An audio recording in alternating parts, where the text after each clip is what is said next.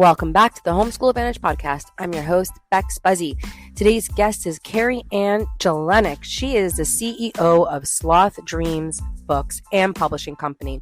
This company specializes in providing engaging and informative social studies books for young learners in preschool and early elementary grades. Their books are tailored to meet the needs of educators and home educators who are looking to teach their students about history, geography, culture, and other important social studies topics. KeriAnne Jelinek is an expert writer and educator, and she carefully crafts each book to ensure that they are both educational and fun to read. So whether you're a teacher looking for new resources to enhance your classroom instruction, or a homeschooling parent seeking engaging material for your child, Sloth Dreams Books and Publishing Company has the books for you. The books that you need to bring social studies to life. With their extensive collection of books on a variety of topics, you can easily find the right resource to suit your needs. In this episode, we talk about how Sloth Dreams Books and Publishing is a go-to educational vendor for relevant educational content for in-classroom or homeschool materials. Also, how KeriAnne has single-handedly illustrated over 150 books in her first year in business alone. And lastly, how she just wanted a way to educate kids while never having to step back into the classroom again. So go grab your coffee, go grab your tea and a pen and paper, because you're not going to want to miss what KeriAnne has to say. Let's get into the podcast. Say hello to our guests and tell us, what is a fun fact about your industry that will really surprise our listeners? Hello, my name is KeriAnne, and I'm the CEO and founder of Sloth Dreams Books and Publishing.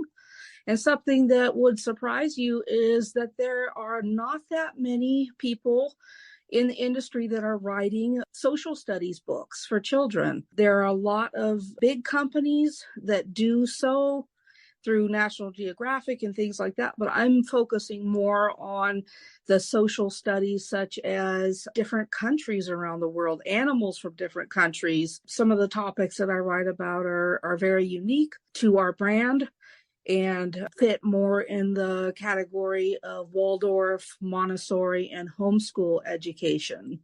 I love that. KeriAnne, I feel like throughout the years, the definition for social studies kind of changed. And as I was listening to you, I hear you using it the way it was meant to be used.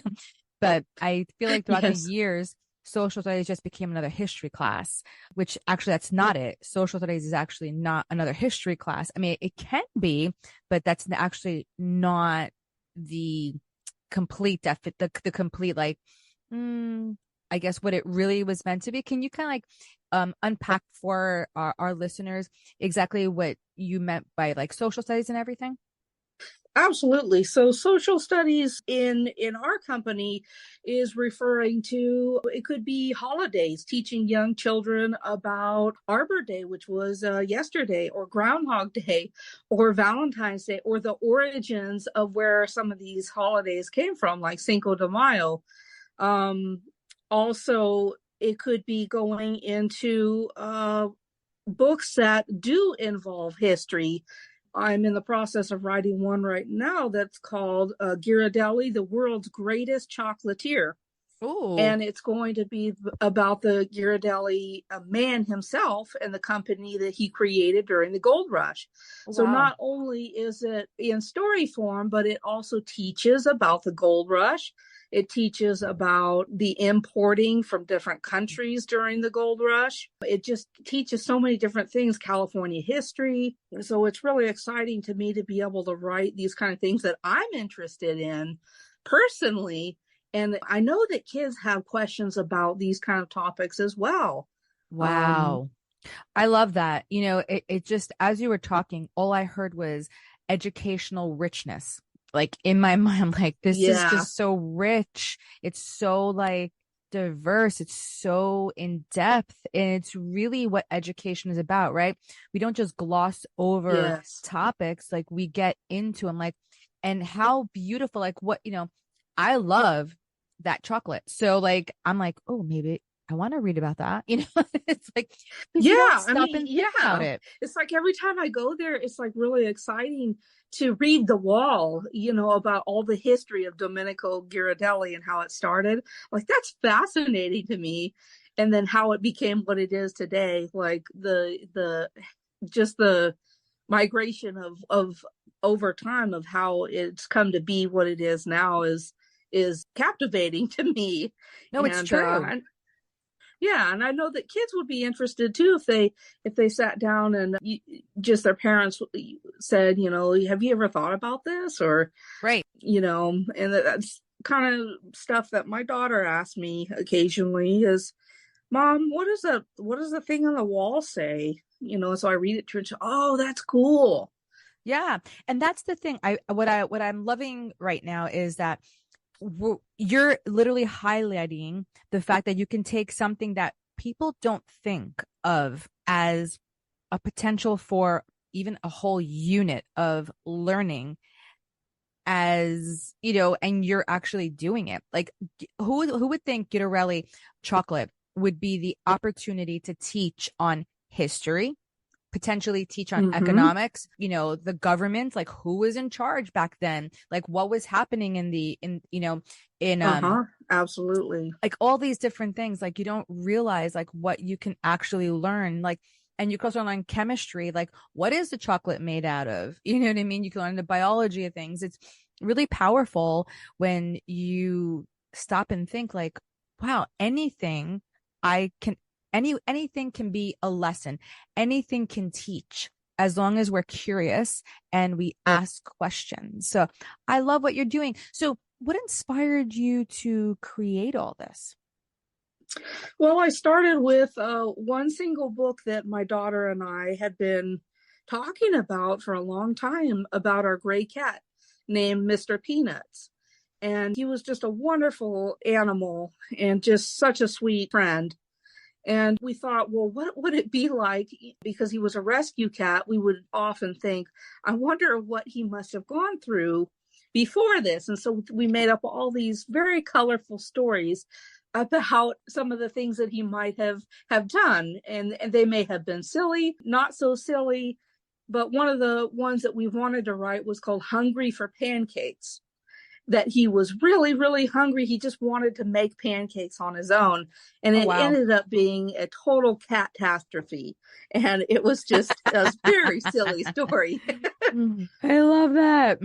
No, but So, that's so cool. That's so creative. I love that. and What I are we was going to just say? going to say from there, from that one book, I really fell in love with the whole process of illustrating and writing and designing the book cover, and the whole process of self-publishing became just like a whole world to me. I didn't want to go back into the classroom from being an Mm, educator. I wanted a way to still educate and educate the things that I wanted to educate kids on when I was in the classroom that I didn't have the opportunity to do. right. So Right. I love that. Yeah, and also your books are from levels PK to 8th grade, is that correct? yeah, I go as young as 0 because I have ABC books as well. But those are usually 0 to 6. And then I have my country series, which includes Ukraine book, Ireland, Hungary, and Hawaii. And those are for middle grades between 4th and 8th grade. Oh, nice. Nice. That sounds really that's awesome. That is really awesome. So do your series help out any other like learning differences? I do focus on a lot on diversity and Hmm. inclusion of different cultures, Hmm. as well as children on the autism spectrum. My daughter is on the autism spectrum, and I also found out that I was on the spectrum in 2021 and got diagnosed at the age of 39. And Wow. yeah, and I have since founded this company and absolutely love doing what I'm doing. I can sit in my room and it's quiet. You And don't just really have work. to, yeah, you just work, and any idea honestly is a good idea. Oh, like that's in awesome. for books. Like, and Yeah.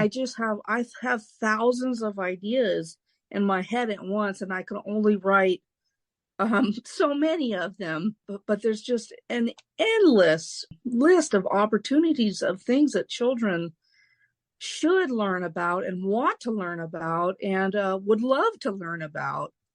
I So there's know. just, anything you can think of, you can write about for children.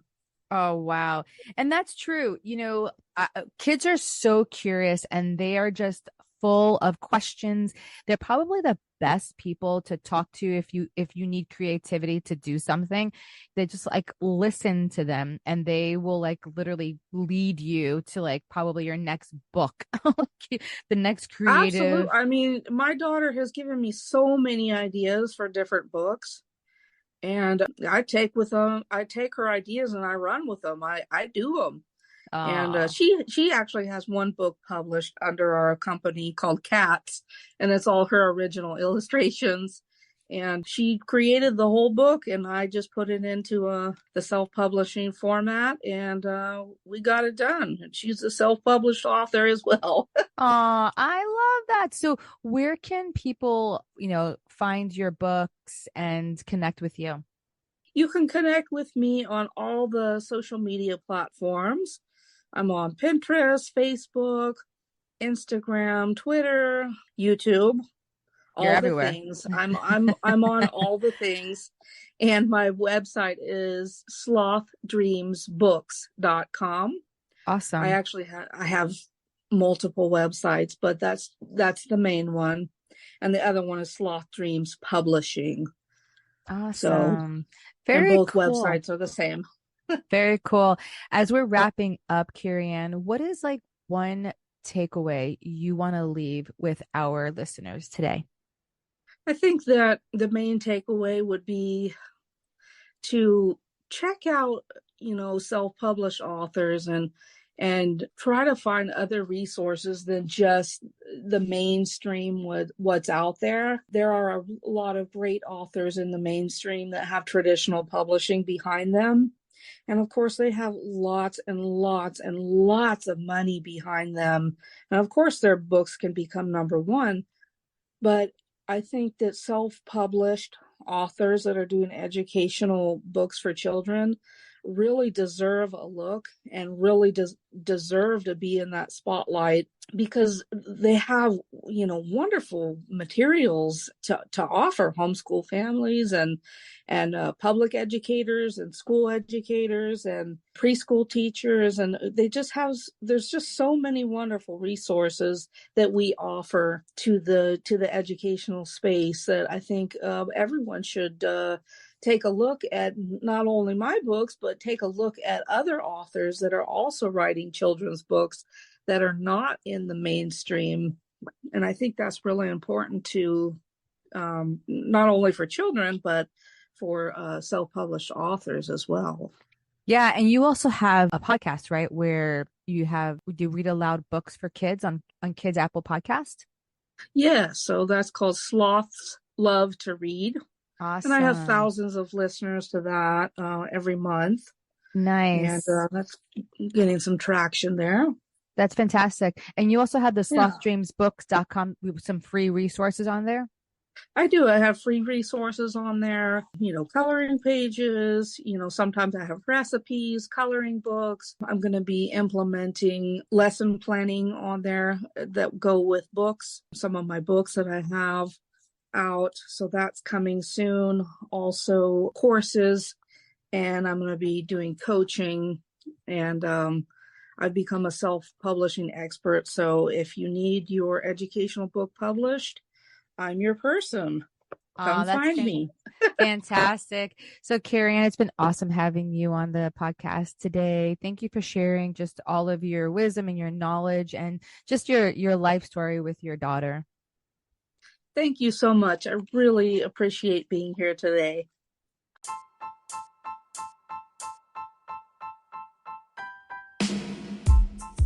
If you love the conversations we're having here on the Homeschool Advantage podcast, Follow or subscribe our podcast to stay in the loop and never miss this amazing content. And please highly consider taking a minute to leave a positive rating and review to help others like you discover this show. See you next time.